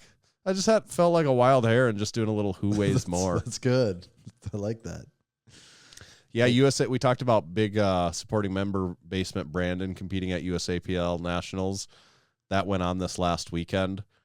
We used to talk more about stuff like that, but we don't talk about that much anymore. But I literally made like 2 notes of the whole thing. Mm-hmm. One was that Angelo Fortino, former guest on the podcast, did win first at Nationals in the 82.5 kilogram weight class. He beat Sean Noriega, former guest of the Massenomics podcast. Beat everyone else, I guess, that was in that weight class too. But of note, Sean Noriega. And then the other highlight I wrote down was that Austin Perkins in the 165 class, he totaled 1,876 pounds, which is so crazy. Beat Taylor Atwood's best ever by quite a bit. He now has the highest dots ever for a drug-tested male athlete, 614. Highest ever for. So, I mean, it's just weird because it's like people always think that somebody has this record that's a little bit untouchable, and like I feel like Taylor Atwoods was maybe that for a while, and now it's like, oh no, somebody beat that already by quite a bit. Ray's thing was Ray's squat was unbeatable. Ray's total was unbeatable for a while. It's like, oh no, now somebody even younger, even stronger. Mm-hmm. And then like Austin Perkins, I saw his lifts looked easy. Mm-hmm. Like it looked like he probably could have totaled 19 something without breaking a sweat. And these results, from what I can see, aren't really up anywhere yet, at least in the obvious spots where we typically look. So I don't know. But there was another guy at, I wish I knew his name. Well, and it wasn't Bob. I don't think it was Bob Matthews, because I think he got second, I saw. Okay. So it must have been whoever beat Bob Matthews. And what about Ashton Ruska? What did he do? It's a good question, too. Because I'm sure he won first in his weight class. Be nice. Actually, I say I'm sure, but maybe I don't actually. Powerlifting, but it's not. Yeah, he was. Ashton Ruska was the 110 kilogram champion. He totaled. So in the 242 weight class, he totaled 2,135 pounds. Who did? Ashton Ruska. How at 242. And what was the total? 2,134. Yeah, that's a lot. Drug tested 242 over 2,100. That's nuts. Yeah, it is nuts. It does. I'm sure if you put it on a chart and looked at it, the numbers probably, if you look at a line, it probably does just stay constant up and to the right. But it just seems like there's a few years where it's somewhat level, nothing happening. Yeah. And then someone comes along and then crushes it, and then it stays level for a while. Then a new person comes along and crushes it. Makes you wonder how long that can go. You know? It seems to always just be able to keep going. I don't know. This 165 one. It's just like finding the people. It is, but at 1,876 pounds at 165. So is somebody going to total 2,000 at 165? 10 years from now, yes. Is a drug tested 165 pounder going to total 2K? Because that doesn't even make sense. 165 pounds is not is very light. That is. Like, there's not very many people in Massenomics gym that weigh. No, even if you are, let's say, 5'3", 5'4", 165 is still not that heavy for that frame. You don't look fat, that's for sure. No. You have to. Yeah, I mean, also these people are extremely lean too. You know, they're very muscular, extremely lean. They're doing a cut. They probably all normally weigh 10 pounds more than that. But right. Yeah, it's wild. My biggest note from the USAPL Nationals, I think it's already happened to an extent in the women's side, that a lot of these top women drug-tested powerlifters have already switched to Powerlifting America, which would essentially is IPF, to be able to compete at IPF Worlds. It seems like more and more of the men are headed that way. Part of Angelo winning his weight class is, not that he maybe wouldn't have anyways, he could have been in contention, but Russell or he made the switch. He's no longer in that USAPL Nationals, and by the sounds of it, a lot of these other guys are making that switch too. Like, they wanted to do nationals maybe first, and then they're working on making the switch. And it starts to beg the question after a while, how many of the top level drug tested American powerlifters have to go to Powerlifting America and IPF for then being a USAPL national champion to not really mean anything? Because you're a national champion because all the good guys lift in a different at what federation. Point is it that you're the national then champion? It becomes the power. Then it's just like the powerlifting joke. Then it's our joke of the T-shirt. Yeah, you're the. It's like, no, I'm a national champion. Yeah, right. Yeah, but it also again show. I don't. Maybe I have the wrong thought process here, but there's no point in doing a Powerlifting America meet unless you have actual possibility for the top dogs. If it's local, sure, and it's convenient, but to go out of your way to do it, it makes no sense to do a Powerlifting America meet unless you actually have chances at a world competition, right? Unless more and more keep switching, like. But so I'm just saying right now, but the thing the top people are switching. Yeah, like the top people are switching, but it goes back to the whole thing of, okay, you're back under the IPF umbrella of just so many more rules that are annoying. Yeah. It makes no sense to go out of your way to do those meets unless you actually have world aspirations. And not aspirations, but actual legitimate shot. Otherwise, do a USAPL meet or do any other one Right? It does. It basically let Yeah, that be unless just enough people switch that if all of a sudden everyone if all the people are doing the Powerlifting America, nobody's doing USAPL. After a while, you're like, well, I'm not going to do a USAPL. Like, there's just no competition of any kind. Like, everyone's doing that one. Like, even if the rules are it's like, oh, that's just what I have to do by default because it's what everyone's doing. Even if the rules are hostile towards the lifter and the expenses are that much more and it's just everything's wrong, I guess, if everyone goes there. But it doesn't make sense, though. If it is in your backyard and it's convenient to do, it makes sense. Right. I understand. Then it's like do literally whatever federation is there. Yes, you should just do the one that's closest. Especially from our perspective in South Dakota, over the years, it's like, no, you just do whatever federation you can. Yes, where a close get to means it's only 3.5 hours away. But otherwise, though, like for the most part, that federation only needs to exist to cater to the top 0.1% of lifters, right? Right. But then it's weird because the national champions are like out of the. I guess it's just it's just weird. It's just weird that then like the national champions, I'm a national, and I'm not saying it's even the case now because there still seems to be a lot of the top people there. But even with those guys, a couple years. But even with those guys, though, I don't think a national championship is important, but they're after the world championship, aren't they? Like that is the ultimate goal there. Right? Well, I would think so, but the medals? people right now that have, I don't know, because like Russell Orhe had made the decision up till now to stay USAPL, and by doing that, he couldn't compete for a world championship, even though he probably would have been in contention for that, but he made the choice to stay at USAPL and just do like nationals. Mm-hmm. Like, I think they were getting people to make that decision for a while, but I think after a couple years in now, I think people are doing that. What you're saying, they're just like, but it's the draw of worlds is what the draw is. No, it's the draw of worlds for sure. Yeah. But they seemed like they were able to keep people away from that for a while, like draw them in with something else. I don't know what exactly was holding them, but now it's starting to be like, no, I do want the worlds. Yeah. Like I changed my mind. I do want that now. Mm-hmm. Yeah, so then I just wonder, what does the national championship mean if all the best in the nation are not competing in that anymore? Right. Yeah. Yeah. You do got a point. I think the answer is it means a lot depending on who was around that year. Right. Right. But then because you even have to have that pre-qualifier of like, well, who was in your weight class? But then to it an just by default means less. But to an extent, you could do that with both of them. True. Right. Yeah, that's actually that is the case right now. Because actually, you have a national championship in Powerlifting America. It's probably been working more that way that there's been.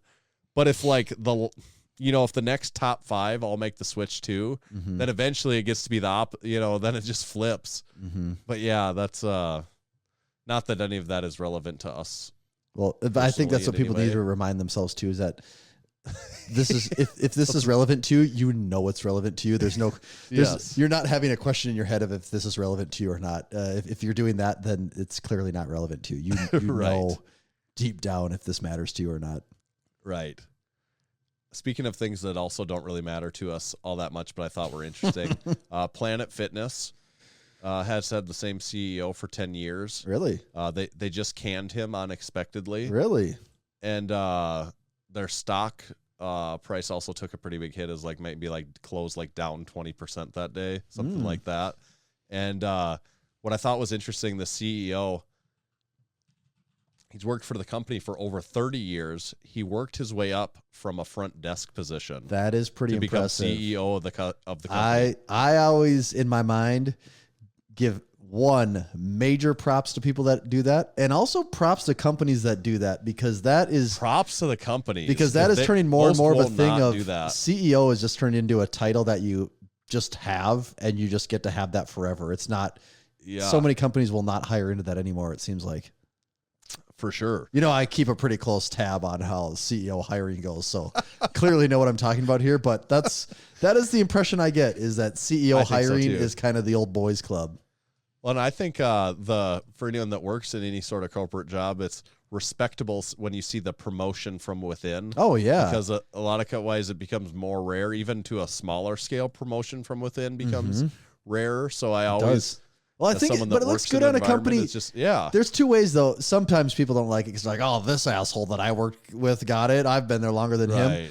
There's that. Well, and then that person quits and leaves. Like There that's how is. that actually plays out. The other person quits and leaves. That And didn't get then it. the flip side of it though is you think, oh, there really is a chance to move up in this company. I don't have to work there's this hope. same job for 40 years.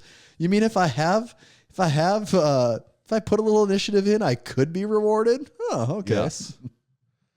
That's that. So I did think that was interesting. Also, just interesting, like that. I wonder what's going on with Planet Fitness. Because it's a very, I wouldn't say it's a unique gym business model, but it's a very like particular model that they run with very low memberships and just getting Just a whole bunch of volume. members, getting nobody to come to the gym. They would prefer you don't even show up, to be perfectly honest about it, probably. Mm-hmm.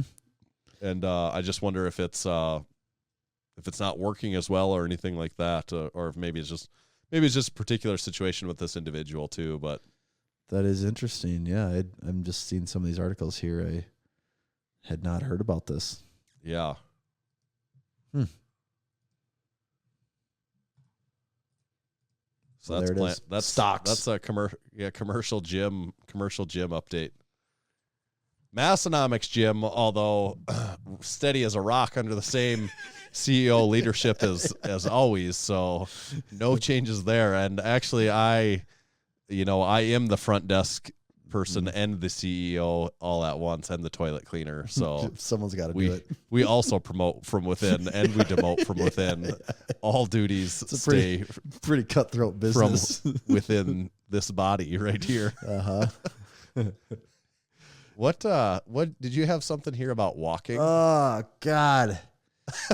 This is one of the most frustrating things that has happened to me in a long time. So I take my dog for a lot of walks. Like to get out and walk. You work at a desk. Bernie, for anyone that's been Bernie. around for a while, you'd Good know friend that. of Tanner's. Yeah. Bernie, not a big fan of me so much. It takes a few years to warm up to you, I guess. He's still working He on never that one. warmed up to me. Still working on that one. Yeah. But a lot of times now, by the time the kids get to bed, get some random things done, whatever, I won't take him for a walk until maybe 8:30 or 9 o'clock, which means it's dark outside now. And the other day, took him for a walk. It's dark outside, no big deal. Do it all the time. The entire winter, it's dark at 5 o'clock, so we do most of our walks at dark anyways. And I'm walking through the neighborhood like I do every day, twice a day, all the time. Nothing surprises there.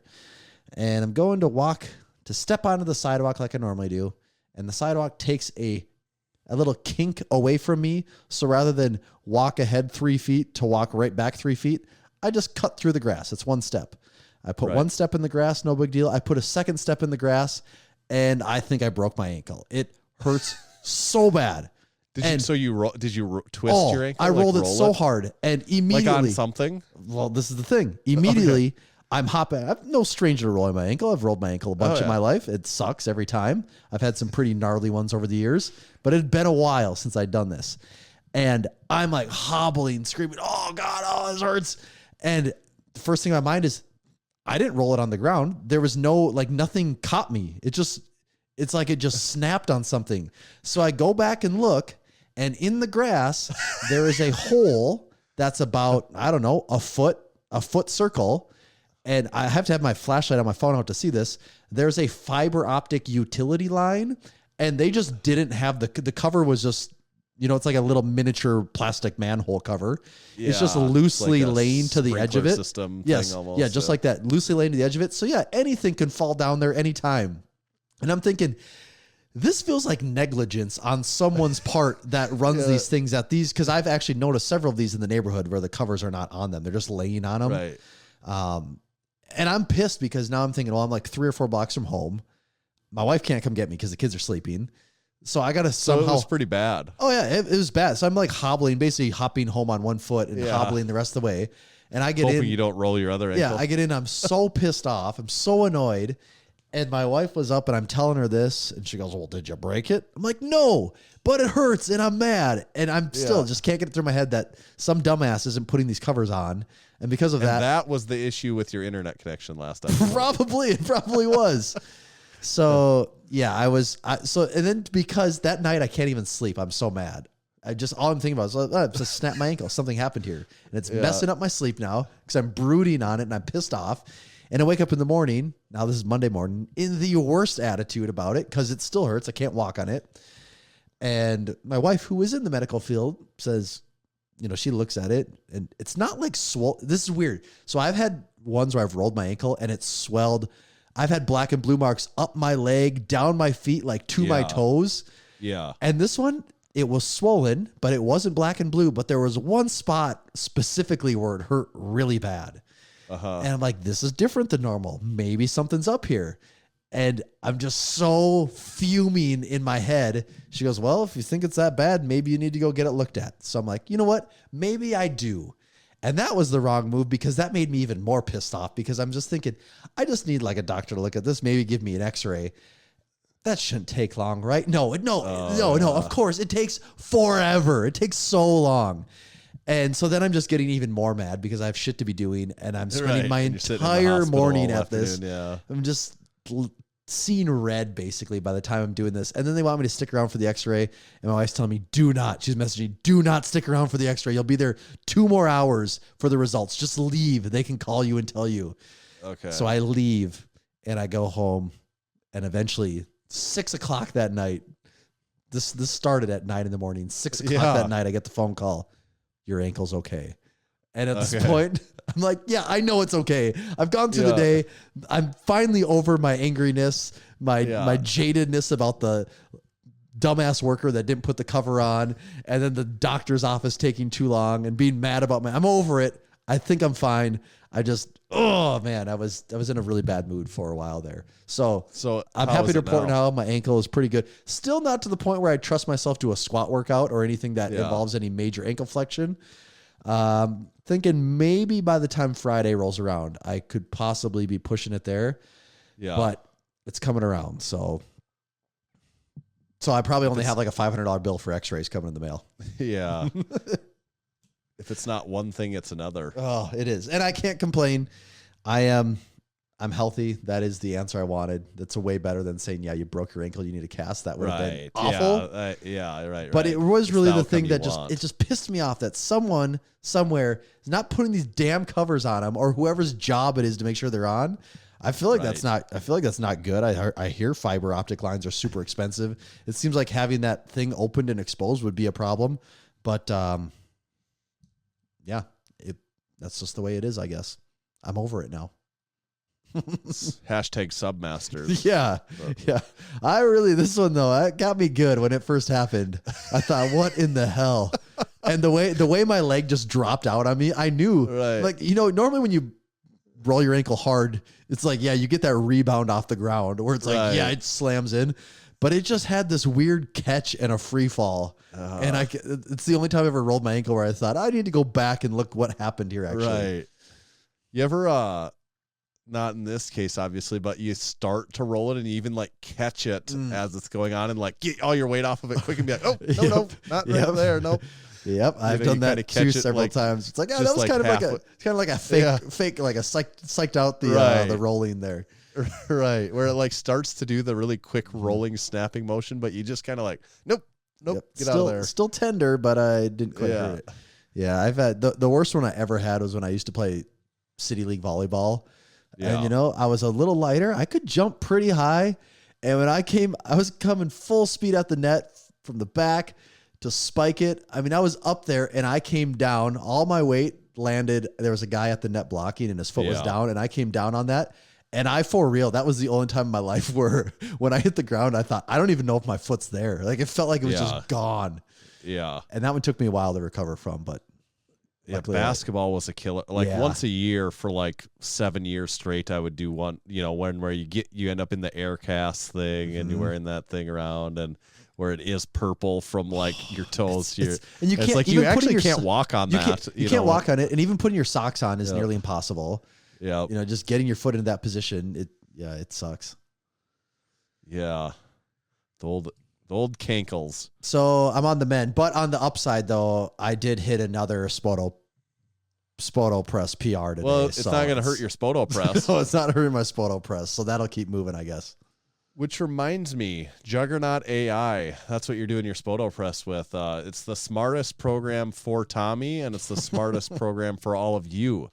Juggernaut AI is like having the best powerlifting coach in the world with you during every training session, helping you reach your true potential. You can check it out at juggernautai.app. That's where you get signed up. Use discount code Massenomics when you're there, and when you sign up, it ends up saves you 10%. It ends up costing about $30 a month. I would say you can go out there. You can try a free trial on the website, see if you like it for a month. After that, get signed up. Then use discount code Massenomics. Really, if you've heard us talk about Juggernaut AI before, but you've never seen what the interface looks like and everything, just go to the website, and they've got some good screenshots of what it looks like, and that alone might get you a little bit interested. It's one of those things. Or sign up for the free week trial. Yeah, try it out and mess around with. That's what you should do, actually, and mess around with a little bit, and you might really start to. At the very least, it'll probably gain your interest quite a bit and want to check it out and learn more. So give it a try. JuggernautsAI.app, discount code Massenomics. Today's episode is also brought to you by Texas Power Bars.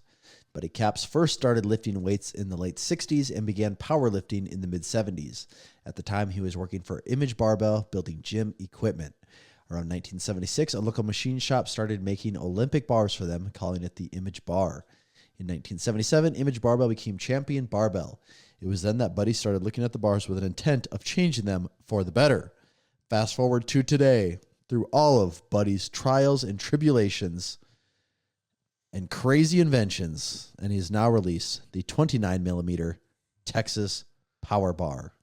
It's strong as a house with the best knurling, and it's maintenance-free. Hundreds of state, national, international, and world powerlifting records have been and continue to be set and broken on the Texas Power Bar. To learn more about Texas Power Bars and buy one of their legendary bars, visit texaspowerbars.com. Thank you, Texas Power Bars. Tommy, we got this little game that we've been known to play on this podcast called Overrated, Underrated. Ooh. If you're feeling familiar, if you're well-versed, familiarized with the rules, we could probably jump right into it. I think so. I've got a special hand-picked set of topics that are just for you today. So number 1, overrated or underrated, Stanley Kubrick. Okay, this is a little tricky because he is one of the highest-rated directors of all time. But who do you think's the highest-rated director of all time? Well, that's a tough question because it goes into semantics a little bit. Do you say highest rated, most popular? Yeah, most popular. You got to say Spielberg is up there, right? James Cameron has to be up there too. Popular. Yeah. Oh, Alfred Hitchcock. Yeah. Scorsese, Kubrick. Tarantino. Tim those Burton, are good options. Christopher Nolan. Yeah.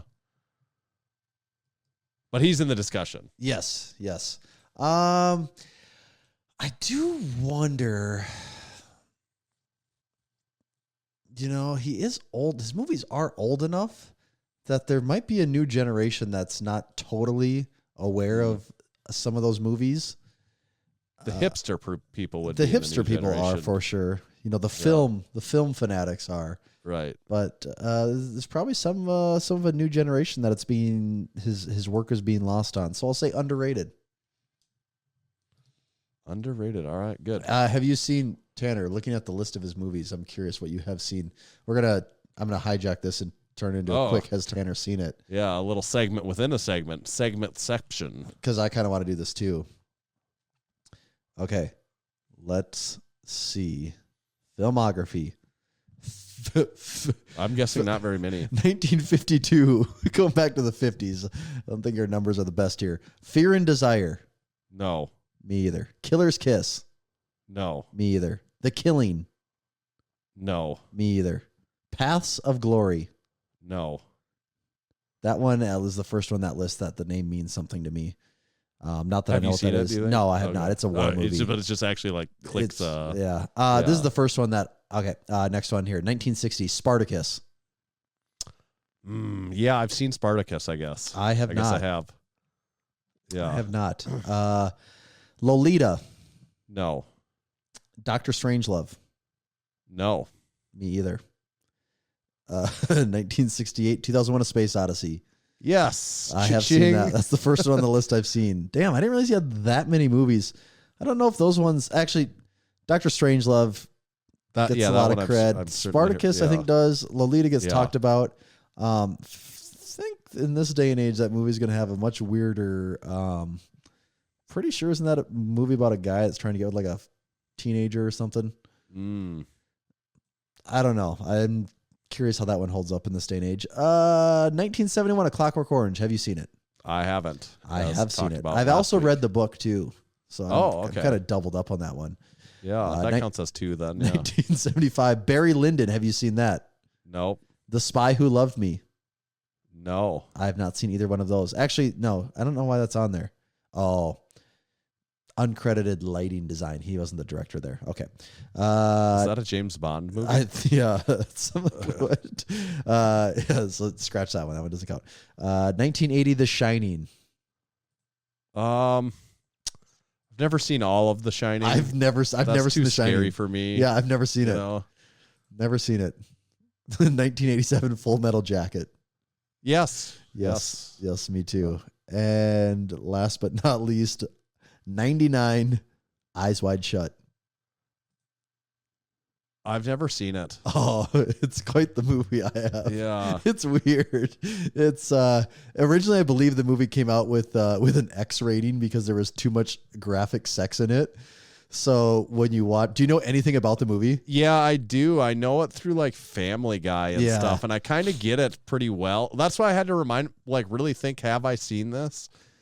Because I feel like I know the plot pretty darn well, and no, I haven't actually seen it though. And they go to this wild sex party. This orgy is essentially happening. And if you look, they had to do CGI people standing in front of other people having sex to bring the rating down. If I'm remembering that. I mean, you can tell when you look at it that the people are CG, that they're not actually there in front of the people having sex. I mean, it makes sense to me that they had to do that to get the movie to an R rating. Right. Yeah, it's an odd movie.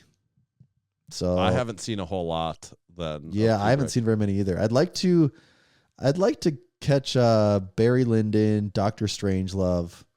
I mean, I should watch The Shining sometime, but those would be the highlights on my list that I'd like to see there. Yeah, The Shining's a little scary for me, for my likings. Keep me up at night. Okay. So Kubrick, underrated. Overrated or underrated Android phones?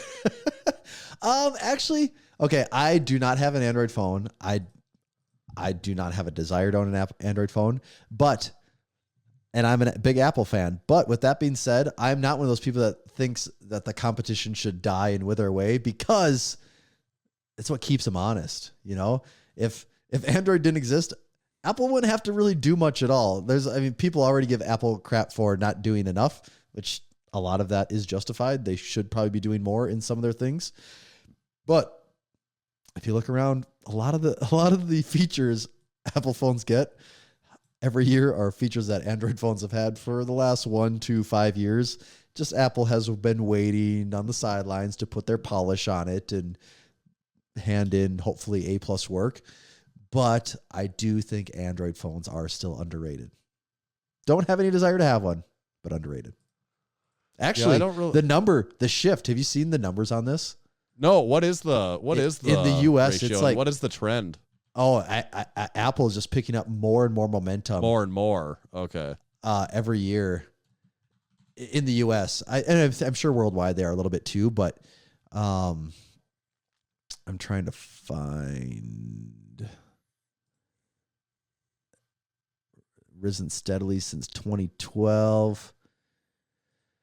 Yeah, what does this chart say? This chart says that when did they cross? When did Apple pass them? Would have been right around like 2020-ish. It looks like is when there was a reversal where Apple got more market share than them. So right now it's about 50-50. Apple's at according to this chart, Apple's at 53% to Android at 46%.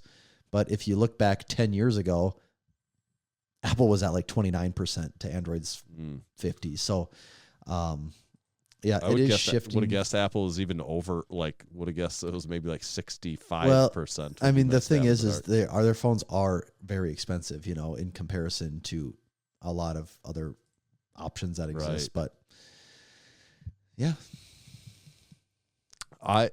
the tech stuff on the phones doesn't matter as much to me because I'm never an early adopter on basically any of that. I'm like way more in the middle of the bell curve, so that's fine. And so to that point, I don't care about the stuff that Android gets a year or two before because I don't care about any of it basically. If Apple comes out with it later and makes it really good, maybe there's a chance I'll use it, but I'm fine without it for the year because I'm not an early adopter on basically anything tech. But I always do think it's interesting every time, like even in our Discord, and I see it outside of that everywhere else too, wherever someone talks about the new thing that Apple has, someone always says, and it's the point you already made, like, oh, Android already does that. Yep. And they usually do because there's 50 phone manufacturers that can all make an Android phone. So chances are one of them. Right. And it's not all Android phones across the board do this hardware feature, whatever it is. I mean, sometimes it is part of the Android operating system, but when it comes to hardware, usually there's a couple that have managed to integrate this piece of hardware, and Apple does it eventually. But the one thing, I think the biggest knock against Android, again, I've never owned an Android phone, but the thing that I see come up as the most common complaint, and I think this is very valid, is that an Apple phone is an investment in the way that you can get an Apple phone, and you can get an iPhone, and know that you will be getting updates for that phone for more than likely 5+ years. And it will probably run relatively well for that 5 years too. Whereas you could spend $1,000 on an Android flagship, and a year or 2 years down the road, Samsung can just decide, yeah, we're not going to release the newest version for this phone. So you're just, all right, my phone is now stuck at whatever version they decide to support, and you're just kind of screwed after that. And I mean, then you do have the option you can do your own install of Android and all this stuff. But it's like people don't want to do that annoying techie stuff. They want to open their phone. It's like everything with a PC. Oh, they're like, oh, you can build a PC that's better than the Mac. You just do this and this and this and this. Like, yeah, but people don't want to do that. They just want to open it and have it work. They don't want to be tinkering with their shit. They just want it to be working. So that's the knock it has against it. Okay, this has been a real hot button political issue in the Massenomics community. Overrated or underrated? Anchorman. Oh, Overrated or underrated? It's Anchorman. still underrated, right? Right? It was memes before memes. That's I am obviously an Anchorman fan, of course. In the true spirit of overrated, underrated, though, I could arrive at an overrated conclusion. I could see how someone could say it's overrated. To play depending on how you play the game. But also, new comedies don't exist anymore. So at that level, I think you got to give comedies even more credit when you weight it for modern times. I would say, I had talked about I watched Dumb and Dumber with my son, and he really liked it. He did enjoy it. He was a little apprehensive at first because it's funny. You see a movie that was made in 1994, and that's like a 30-year-old movie. Yeah. So when I was a kid in the 90s, if someone was going to show me a 30-year-old movie from 1964, I would have looked at it and been I'd have been checked out. Oh, gross. Yeah. Like, this is ancient. But and it just is the perspective.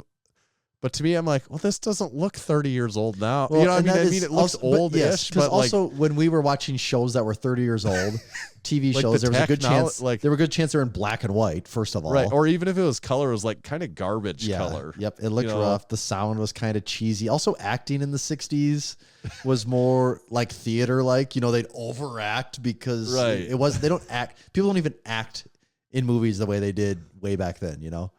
Right. But that was just a funny side note. But then we also later on we watched Anchorman. Had he we seen didn't that even before? finish it though because he hadn't seen it before, and he did not enjoy Anchorman the way he enjoyed Dumb and Dumber. And just looking at it through his lens, I can kind of see it. I don't know because why. Because Anchorman is so much more ridiculous. I don't know, and it is too. If I was to sit down in a room and watch Anchorman with 10 members of the Discord crew that I know also love it, I feel like we'd have a blast watching it for sure. But I can see if you've never seen it before, and I was just trying to picture it through his mind. Like Dumb and Dumber holds up really well. Because it's like, telling an actual story.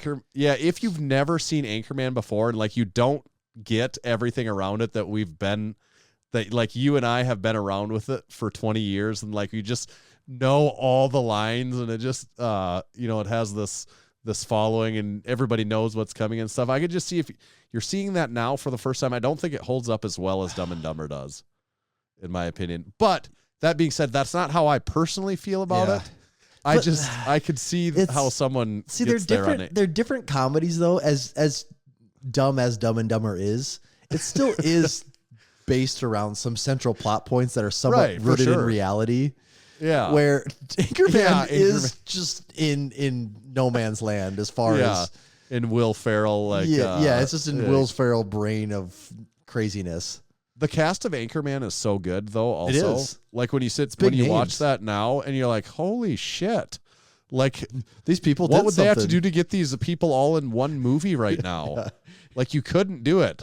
Could you get Will Ferrell, Paul Rudd, Steve Carell? Even who's the guy like the shitty channel news team that the Wedding Crashers guy, Vince Vaughn. Vince Vaughn.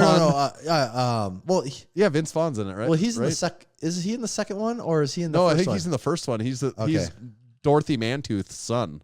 Oh, see, I cannot. Wes remember. Mantooth. Okay. Wes Mantooth. Yeah, Wes Mantooth. Yeah, right here. Dorothy Mantooth's son.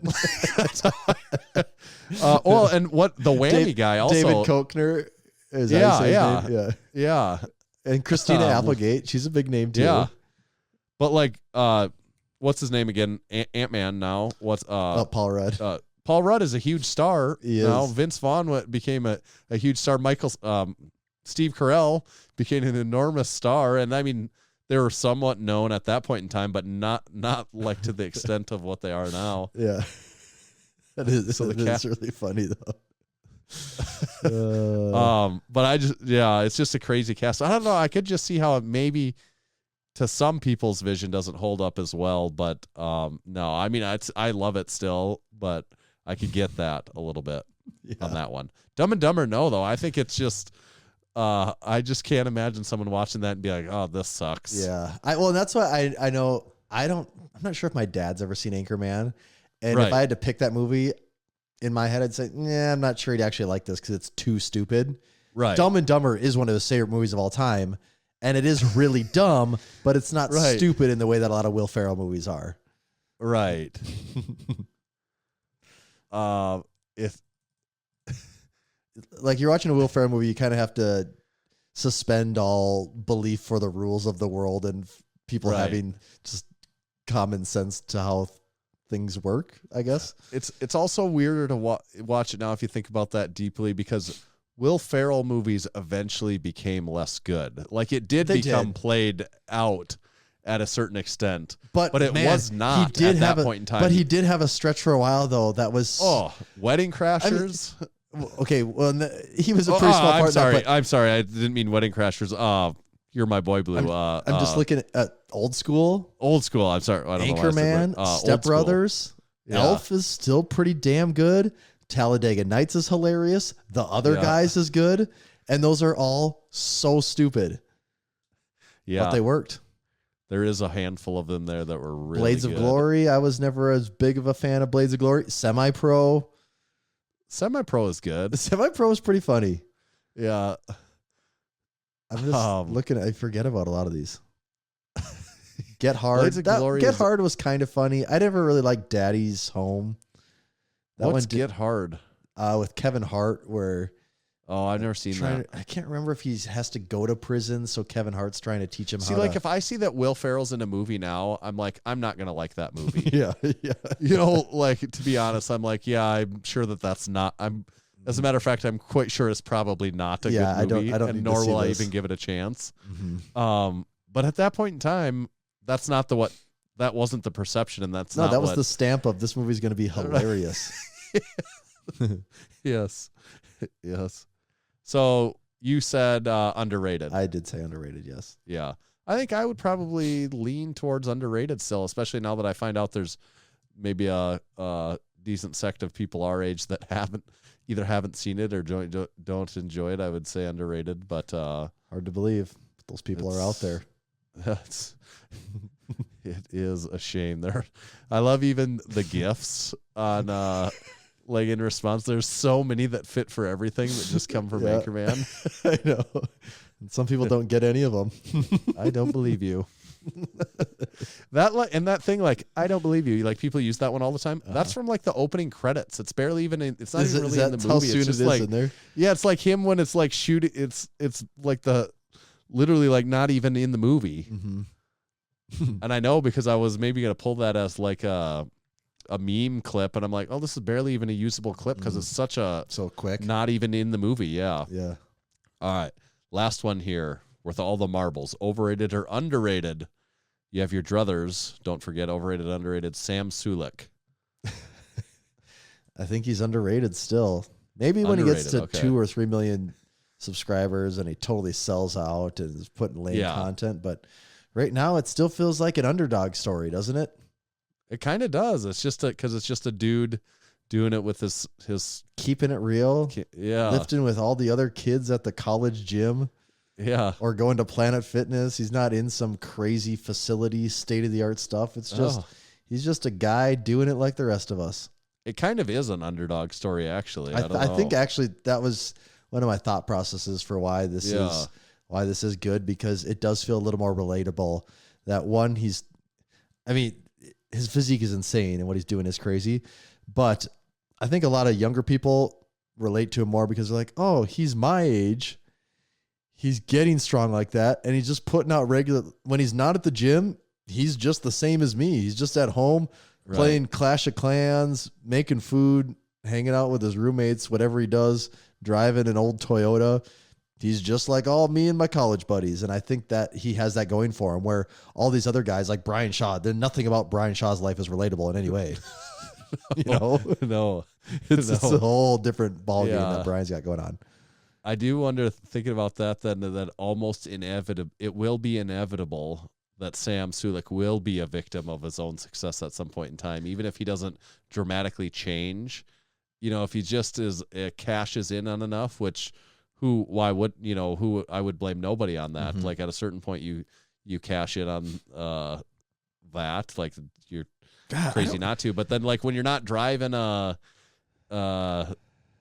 Corolla that's breaking down, and you're not goes out. Not saying that he's even like he's not poor or what, he's just like, but like you just become less relatable at a certain point.